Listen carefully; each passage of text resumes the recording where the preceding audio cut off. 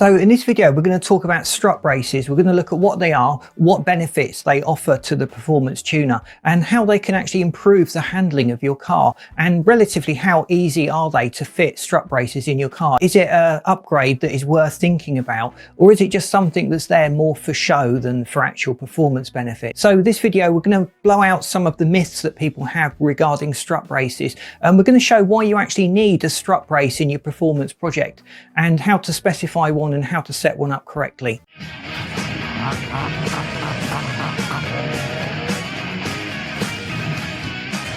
So think of a car like a shoebox with no lid, and it will flex and lose its shape. So cars are made of metal, so we might assume that there is no flexing that goes on whatsoever, but that is just not true. With even the best designed cars with the most rigid structures, there is a degree of flexing that goes on in the chassis of the car, and that flexing can have a bearing on the handling. In some cases it's designed to improve the handling, and in a lot of cases it's detrimental to the handling. As the car flexes, it changes the geometry and the alignment of the suspension, and that can adversely affect the cornering and the handling of the car.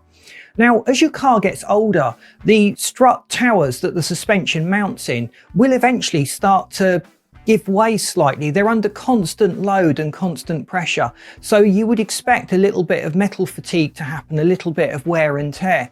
So with a strut brace, it's basically just a rod that connects the top of the two struts together and holds them rigid, so the alignment in the suspension is much closer to what the manufacturer originally specified, and certainly to how you particularly set the car up for your performance tuning project, just to make sure that the handling is set to meet your exacting standards and preferences as a driver. So the strut brace really nicely tidies up any sort of sag that has gone on in the car itself, and just keeps things tight when you're experiencing heavy cornering loads and the car would naturally flex. So some people go one further and they will get a roll cage in the car that adds further rigidity, but at that point you're starting to add a lot more weight to the car. So you've got to weigh up whether the extra weight and rigidity is worth the sacrifice you're making in performance, because you're now carrying more weight in the car. But for most drivers and most projects, a strut brace, particularly on the front, can make quite a big difference.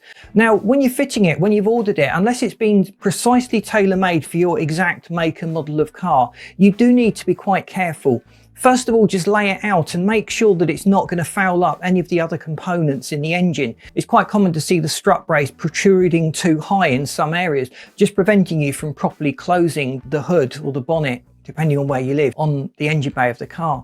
And also the components within the engine itself can also sometimes get in the way of sighting it. So just taking it out of the box and laying it down, you can get a pretty good feel for how easy the job is going to be, and take a few measurements and just make sure that it will go into the space correctly. It's also worth just checking the alignment on the suspension, just to make sure that you get it set up and you really know how much of an adjustment to make through the strut brace itself when you fit that. Most strut braces have some kind of adjustment on them that enable you to alter the distance between the top of the strut towers. And also over time, keep an eye on things, because the car is dynamic, it's always moving. The components are always being stressed, stretched, flexed, heated, cooled, and that can have a bearing on whether they stay true to how they were originally installed, or whether they've started to move outside of those original parameters.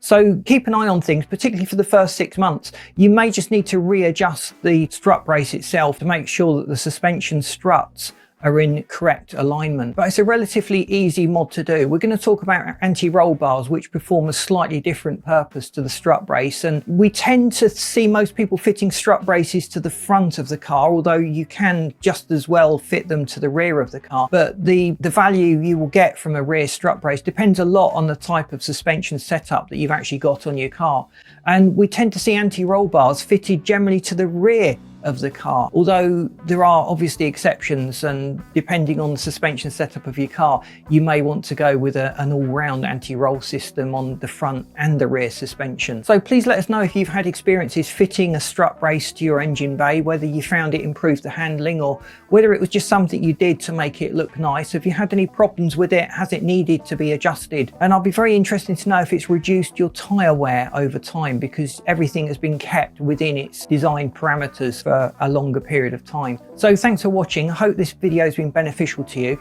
Please boot that like button because that really helps us to get out there, and we'd love you to stay tuned. So please subscribe if you haven't done so, and I'll see you in the next video.